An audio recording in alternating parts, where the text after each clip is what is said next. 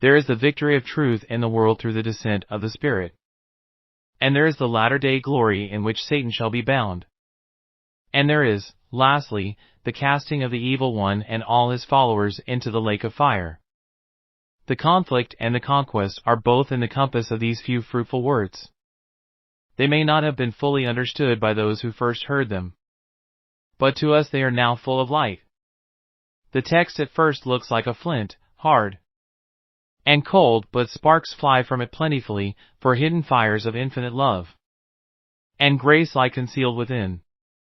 Over this promise of a gracious God we ought to rejoice exceedingly. We do not know what our first parents understood by it, but we may be certain that they gathered a great amount of comfort from it. They must have understood that they were not then and they're to be destroyed because the Lord had spoken of a seed. They would argue that it must be needful that Eve should live if there should be a seed from her. They understood, too, that if that seed was to overcome the serpent and bruise his head, it must augur good to themselves. They could not fail to see that there was some great, some mysterious benefit to be conferred upon them by the victory which their seed would achieve over the instigator of their ruin. They went on in faith upon this, and were comforted in travail and in toil. And I doubt not both Adam and his wife in the faith thereof entered into everlasting rest. This morning I intend to handle this text in three ways. First, we shall notice its facts. Secondly, we shall consider the experience within the heart of each believer which tallies to those facts. And then, thirdly, the encouragement which the text and its connection as a whole afford to us. First, the facts. The facts are four, and I call your earnest attention to them. The first is enmity was excited. The text begins, I will put enmity between thee and the woman. They had been very friendly. The woman and the serpent had conversed together. She thought at the time that the serpent was her friend, and she was so much his friend that she took his advice in the teeth of God's precept, and was willing to believe bad things of the great Creator, because this wicked, crafty serpent insinuated the same. Now, at the moment when God spake, that friendship between the woman and the serpent had already in a measure come to an end, for she had accused the serpent to God, and said, the serpent beguiled me, and I did eat.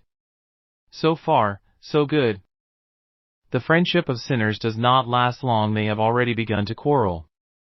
And now the Lord comes in and graciously takes advantage of the quarrel which had commenced, and says, I will carry this disagreement a great deal further. I will put enmity between thee and the woman. Satan counted on man's descendants being his confederates. But God would break up this covenant with hell, and raise up a seed which should war against the satanic power. Thus we have here God's first declaration that he will set up a rival kingdom to oppose the tyranny of sin and Satan, that he will create in the hearts of a chosen seed an enmity against evil, so that they shall fight against it, and with many a struggle and pain shall overcome the prince of darkness.